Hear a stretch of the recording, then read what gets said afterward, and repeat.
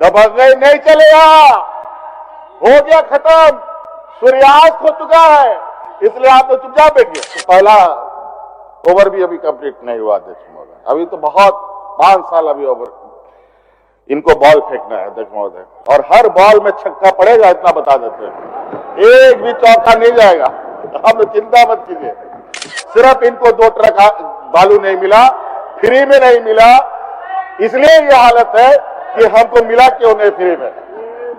अध्यक्ष महोदय और कोई पैसा नहीं है, ये पैसा से नहीं खरीदना चाहते हैं, ये दमोगई से खरीदना चाहते हैं जो सरकार कभी नहीं देगी।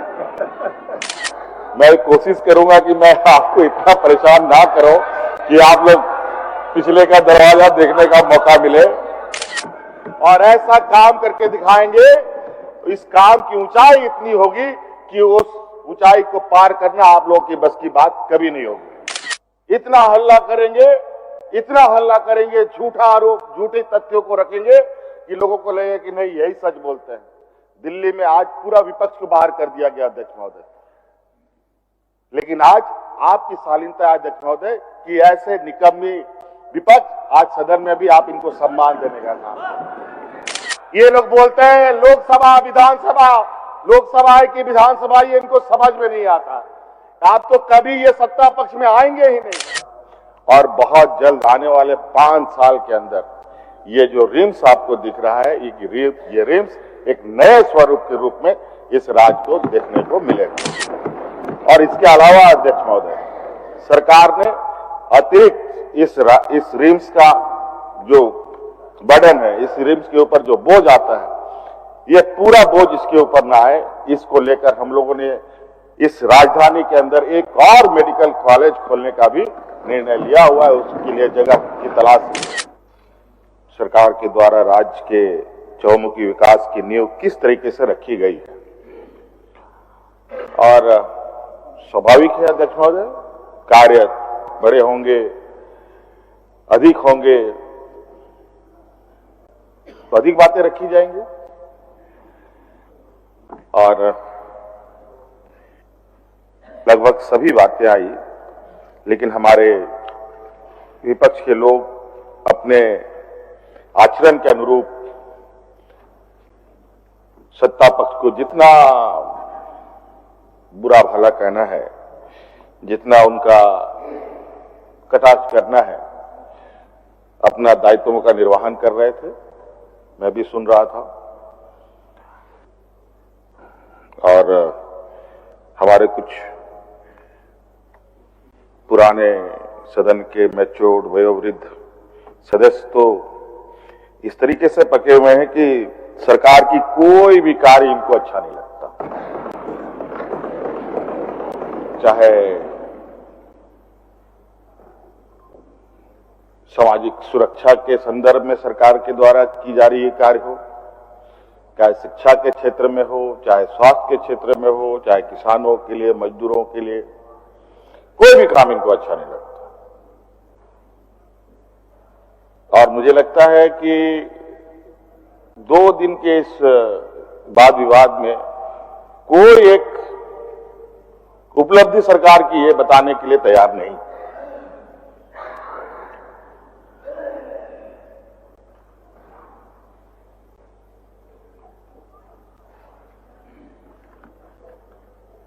राज्य अलग होने के बाद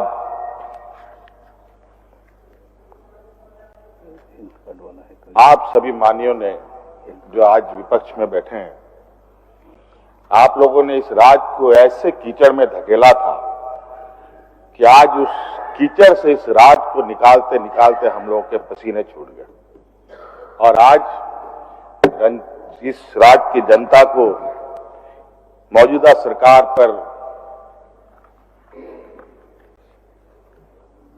चाहे वो किसी भी वर्ग का हो, उम्मीद ही नहीं बल्कि विश्वास है, और इसी विश्वास और उम्मीद के बदौलत आज फिर से हमें इस राज्य की सत्ता हमारे हाथों में दिया है।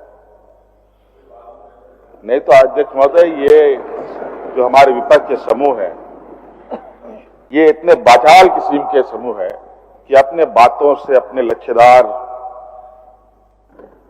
वचनों से सीधे सरल गरीब, गुरबा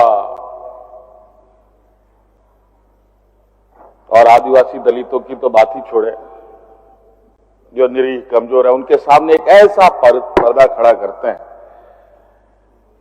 कि आपको दिखाई नहीं देगा कि पर्दे के पीछे कितना बड़ा घालमेल चलता है। लेकिन उनमें से कुछ लोग हैं जो इनको बड़ी मजबूती से पकड़ भी लेते हैं। जब उसमें वो ये फंसते हैं तब इनको बहुत तकलीफ होती है। अध्यक्ष महोदय, हमारी सरकार जात धर्म से ऊपर उठकर इस राज्य के हर वर्ग, हर समाज के वर्गों को एक नजर से और एक समान अधिकार उन तक पहुंचाने का हम लोगों का संकल्प है। अध्यक्ष महोदय, आज हमारे कोई ऐसे योजना नहीं है जो योजना किसी जाति धर्म को बांटता हो। हाँ, ये जरूर है जो कमजोर है उसको थोड़ा प्राथमिकता जरूर सरकार देने का प्रयास करती है। और ये बात आप भी मानेंगे अध्यक्ष महोदय कि घर में भी जो कमजोर बच्चा होता है उस पर माता पिता विशेष ध्यान देते हैं। तो अध्यक्ष महोदय, ये राज्य का जो सामाजिक ताना बना है, यहाँ के आदिवासी दलित पिछड़े लोग संविधान में अधिकार होने के बावजूद भी आज हाशिए पे ही खड़े हैं। आज उन्हीं का प्रतिनिधित्व हम सब लोग कर रहे हैं अध्यक्ष महोदय। और विगत सरकार के कार्यकाल में कई चुनौतियों के साथ, मुझे पता है अब ये लोग षड्यंत्र रचेंगे, अब यहां से उठने की तैयारी कर रहे होंगे, इधर उधर मैसेज पास करने का प्रयास हो रहा है, लेकिन हम कोशिश करेंगे कि आप ना जाए। मैं कोशिश करूंगा कि मैं आपको इतना परेशान ना करूं कि आप लोग पिछले का दरवाजा देखने का मौका मिले। हाँ, ठीक है, ठीक है। मैं कोशिश करूंगा कि अपने भाषण में इतनी संयमता रखूं कि आपको जाने का मौका ना दूं। लेकिन होता क्या है कि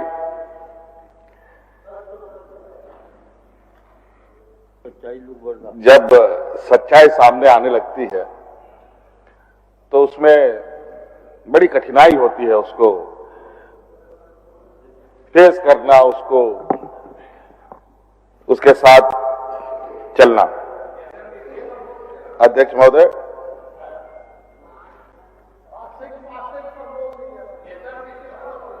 देखिए, ये पासिंग की बात वो भी मैं करूंगा, क्योंकि तिवारी जी भी बहुत मजे हुए खिलाड़ी हैं, ऐसे कोई नया कच्चा खिलाड़ी नहीं है। बालू, ठेका, टेंडर, गिट्टी, सीमेंट से बहुत अच्छा नाता है इनका। और मुझे मालूम है, और जहां तक चुनौती देने की बात है तो मुझे ऐसा नहीं लगता है कि कोई ऐसा कार्यालय आदेश है, कहीं यदा कदा कुछ चीजें हुई हो, तो मुझे नहीं लगता। लेकिन कोई ऐसा आदेश आपके पास हो कि सरकार ने कोई ऐसी आदेश निकाली है, तो निश्चित रूप से मैं आपको सदन में आश्वस्त करता हूं, जिसने भी आदेश निकाला है उसके ऊपर आपके सामने कार्रवाई करके उसको याद करें। अध्यक्ष महोदय, ऐसा कोई कार्यालय आदेश नहीं है। अपवादवश कहीं कुछ चीजें आई हो तो जरूर ये निंदनीय विषय है, और इस पर सरकार आपकी हर बात, सदन में जितने भी हमारे माननीय सदस्यों ने बातें रखी है, उन सभी बातों को हम लोगों ने बहुत गंभीरता से लिया है, और माननीय तिवारी जी के इस आरोप को भी हमने गंभीरता से लिया है। और निश्चित रूप से इस विषय पर अगर ऐसी घटनाएं हो रही हैं, अगर लोग इसको एक अपना पर्दे के पीछे कोई मॉडल बनाने की भी कोशिश कर रहा है, तो ये हम नहीं होने देंगे। अध्यक्ष महोदय, ये देश का पहला राज्य है अध्यक्ष महोदय जहां इस राज्य की जनता के लिए हम लोगों ने एयर एम्बुलेंस की व्यवस्थाएं की है। कोई देश में नहीं है। और आज हम सदन को बताते हुए मुझे खुशी हो रही है कि वो एयर एम्बुलेंस का लाभ आज एक दो लोग नहीं, लाखों लोगों ने ले लिया। जहां 10 लाख लोगों को चेन्नई जाने में एयर एम्बुलेंस की आवश्यकता पड़ती थी, मात्र 3-4 लाख रुपए में ये चेन्नई तक पहुंचते हैं अध्यक्ष महोदय। कई ऐसे घटनाएं थी, अगर एयर एम्बुलेंस ना होता तो वो मरीज वहीं खत्म हो चुका होता।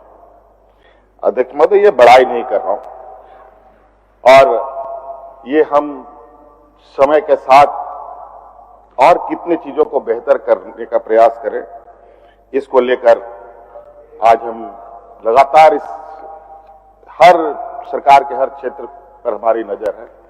स्वास्थ्य की बात कहें अध्यक्ष महोदय, रिम्स को लेकर आए दिन अखबारों में चीजें छपती है। आए दिन सरकार को लेकर कुछ हमारे अखबार वाले पत्रकार मित्र लोग भी सरकार को चूटी काटने से बाज नहीं आते हैं। वास्तविक क्या है नहीं है उस विषय पर ना जाकर के बहुत सरकार की छवि को अपने तरीके से गढ़ने का प्रयास करते हैं। अध्यक्ष महोदय, जहां 1000-1500 लोगों का चिकित्सा करने की क्षमता है, वहां 5000 मरीज पहुंच जाए तो क्या स्थिति है हॉस्पिटल की हो सकती है, आप अंदाजा लगा सकते हैं अध्यक्ष महोदय। और आज इसी को ध्यान में रखकर अध्यक्ष महोदय, ये रिम्स के पुनर्जीर्णोद्धार का कार्यक्रम हम लोगों ने टेकअप किया हुआ है, और बहुत जल्द आने वाले 5 साल के अंदर ये जो रिम्स आपको दिख रहा है, ये रिम्स एक नए स्वरूप के रूप में इस राज्य को देखने को मिलेगा। और इसके अलावा अध्यक्ष महोदय, सरकार ने अतिरिक्त इस रिम्स का जो बर्डन है, इस रिम्स के ऊपर जो बोझ आता है, ये पूरा बोझ इसके ऊपर ना आए, इसको लेकर हम लोगों ने इस राजधानी के अंदर एक और मेडिकल कॉलेज खोलने का भी निर्णय लिया हुआ है। उसके लिए जगह की तलाश शुरू हो चुकी है अध्यक्ष महोदय। तो ऐसा नहीं है अध्यक्ष महोदय, ये इनके लिए ये खुशी की बात नहीं है, ये बहुत तकलीफदेह बात है इनके लिए अध्यक्ष महोदय। और मैं इनको बता दूं अध्यक्ष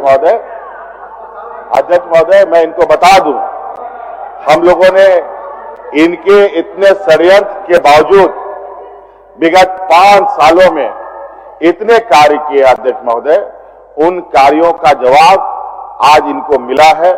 आज पूरा हमारे विपक्ष के पास जितनी ताकत थी, उस ताकत को यहां स्थापित करके इन लोगों ने चुनाव लड़ने का काम किया, और नतीजा ये हुआ अध्यक्ष महोदय, आज ये फिर से उसी जगह पर हैं जहां पर वो पहले से मौजूद थे, बल्कि और भी 2-4 पत्ते इनके झड़ भी गए अध्यक्ष महोदय। और हमारी मजबूती जो पहले थी उससे और कितनी मजबूत हुई है, इससे इस राज्य की जनता का हमारे सरकार के प्रति क्या सोच है अध्यक्ष महोदय, आपको मालूम है। और इस बार भी अध्यक्ष महोदय, मैं आपको बता देना चाहता हूं अध्यक्ष महोदय, अभी तो शुरुआत है, अभी तो सरकार के ये नई पारी की अभी तो शुरुआत है। एक तो पहला ओवर भी अभी कंप्लीट नहीं हुआ अध्यक्ष महोदय, अभी तो बहुत 5 साल अभी ओवर इनको बॉल फेंकना है अध्यक्ष महोदय, और हर बॉल में छक्का पड़ेगा इतना बता देते हैं, एक भी चौका नहीं जाएगा, आप लोग चिंता मत कीजिए अध्यक्ष महोदय।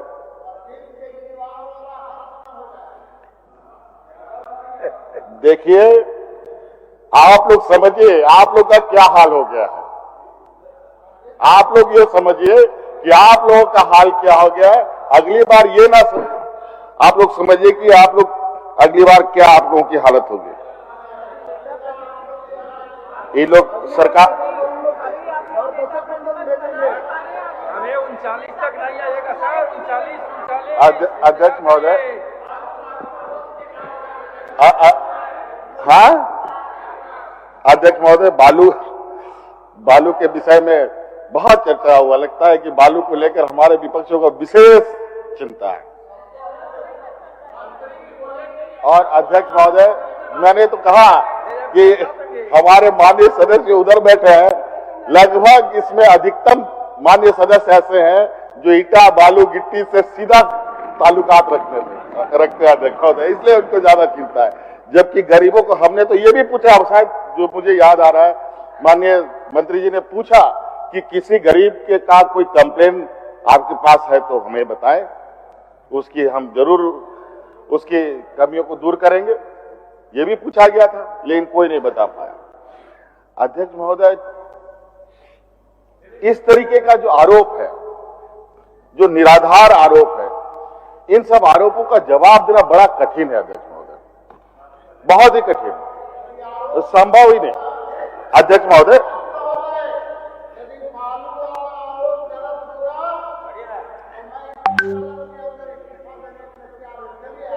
अरे आप अपनी बातों से कब मुकर जाएंगे कोई भरोसा नहीं है, छोड़िए, आज क्या बात कीजिएगा। छोड़िए अध्यक्ष महोदय, सीपी बाबू धड़ाधड़ अध्यक्ष महोदय अपार्टमेंट बन रहे हैं, धड़ाधड़ काम चल रहा है चारों तरफ। अध्यक्ष महोदय, सिर्फ इनको 2 ट्रक बालू नहीं मिला, फ्री में नहीं मिला, इसलिए ये हालत है कि हमको मिला क्यों नहीं फ्री में। अध्यक्ष महोदय, और कोई पैसा नहीं है, ये पैसा से नहीं खरीदना चाहते हैं, ये दमोगल से खरीदना चाहते हैं, जो सरकार कभी नहीं देगी। अध्यक्ष महोदय, दबंगई नहीं चलेगा, हो गया खत्म, सूर्यास्त हो चुका है, इसलिए आप तो चुपचाप बैठिए। बालू फ्लड आप चिंता मत कीजिए, आप लोग का जरूर मुसीबतें बढ़ेंगी आने वाला समय में। अध्यक्ष महोदय, हमारे माननीय विपक्ष के लोग हमारे कार्य को लेकर कई सवाल, नेता का भाषण हो रहा है, महिला सम्मान योजना हो और भी कार्य योजना हो। अध्यक्ष महोदय, इसमें विशेष रूप से अध्यक्ष महोदय, इनके हर सवालों का जवाब अपने आप मिलेगा, मैं बोलना नहीं चाहता। अभी सवाल पूछते हैं कि जेपीएससी का सदस्य नियुक्त नहीं हुआ, हमने तो नहीं कहा कि हमने नियुक्त कर दिया, अखबार में पढ़ लीजिए, जाके देख लीजिएगा, मैं बोलूंगा भी नहीं। हम लोग बोलने पर विश्वास नहीं करते, हम लोग काम करने पर विश्वास करते हैं, और ऐसा काम करके दिखाएंगे तो इस काम की ऊंचाई इतनी होगी कि उस ऊंचाई को पार करना आप लोगों की बस की बात कभी नहीं होगी। अध्यक्ष महोदय, मैया योजना को लेकर इनका बड़ा ही तीखा प्रहार रहा सरकार के ऊपर। अध्यक्ष महोदय, हम लोगों ने एक ऐसा माइलस्टोन इस राज्य में गाड़ा है अध्यक्ष महोदय, जिसको आज देश के अलग अलग कोने में इसका रिपीटेशन होने की आसारें बड़ी तेजी से दिख रही है। लेकिन हमारे जो चतुर विपक्ष के लोग बैठे हुए हैं भेड़िए के खाल में, ये लोग इतने सातिर्क हैं।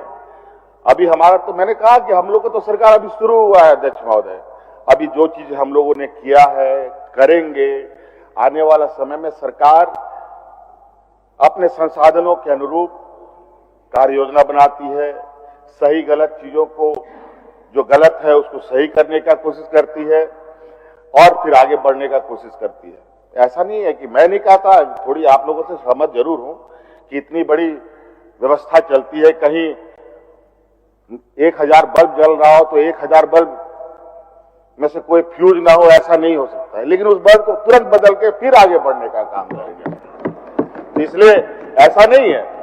आज मैया योजना को लेकर हम लोग के सरकार बने हुए कितना दिन हुए, सरकार कौन सा महीना में बना? अक्टूबर, नवंबर में बना, नवंबर, हाँ नवंबर, मान के चलिए नवंबर में बना सरकार।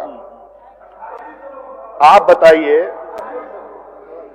नवंबर में मान के चलिए ना, आप ही बताइए, आपके भारतीय जनता पार्टी की सरकार हरियाणा में कब बनी है? ठीक है, तो अध्यक्ष महोदय सितंबर में बना है, आज तक मैया सम्मान योजना उनको नहीं मिला। महिलाओं को सम्मान के नाम पर कोई नहीं। महाराष्ट्र में बन चुका, वहां कुछ नहीं। दिल्ली में भी बन गया, अभी सत्र चल रहा है वहां के। ये तो अध्यक्ष महोदय आपका मैं शुक्रगुजार हूं। ऐसे विपक्ष जो निराधार बेबुनियाद आरोप लगाते हैं, गला फाड़ने में माहिर है, इतना हल्ला करेंगे, झूठा आरोप, झूठे तथ्यों को रखेंगे कि लोगों को लगे कि नहीं यही सच बोलते हैं। दिल्ली में आज पूरा विपक्ष को बाहर कर दिया गया अध्यक्ष महोदय। लेकिन आज आपकी शालीनता है अध्यक्ष महोदय कि ऐसे निकम्मी विपक्ष आज सदन में भी आप इनको सम्मान देने का काम। अध्यक्ष महोदय क्या आरोप लगाएंगे? और हम लोग जो कहते हैं वो करके दिखाते हैं। और आज उड़ीसा में देखिए मैया को क्या सम्मान देते हैं, 830 रुपया देते हैं। मध्य प्रदेश में मैया को कितना सम्मान देते हैं, 1100 रुपया देते हैं। असम में कितना देते हैं, जो यहाँ करके 6 महीना तक इस सरकार को बदस्त करने का प्रयास किया, वो मुख्यमंत्री मैया को 1200 रुपया सम्मान देने का काम करता है। बताइए, चिंता मत कीजिए, असम भी आने वाला समय में आपका ये सुपड़ा साफ करने का काम होगा अध्यक्ष महोदय। और ये लोग बोलते हैं लोकसभा विधानसभा, लोकसभा है कि विधानसभा, ये इनको समझ में नहीं आता। आप तो कभी ये सत्ता पक्ष में आएंगे ही नहीं। अगर दिल्ली में सरकार रहे तो क्या करेंगे? अध्यक्ष महोदय, केंद्र सरकार देश का माता पिता के रूप में है। सवाल जवाब तो सबसे अधिक उससे होना चाहिए। आज देखिए अध्यक्ष महोदय, ये अखबार का ही एक ये अध्यक्ष महोदय आर्टिकल निकला है जहां केंद्र सरकार मात्र 650 करोड़ रुपया देता है 17-18 हजार करोड़ रुपए में। बताइए कैसे हम सरकार चलाएं? और अभी महीना साल पूरा होने जा रहा है, 1 महीना भी नहीं बचा, अभी तक पैसा नहीं आया। कैसे सरकार काम करती होगी? प्रधानमंत्री आवास कहां चला गया अध्यक्ष महोदय? जब स्थिति हाथ से निकलने लगती है अध्यक्ष महोदय तो बहुत तकलीफ होती है।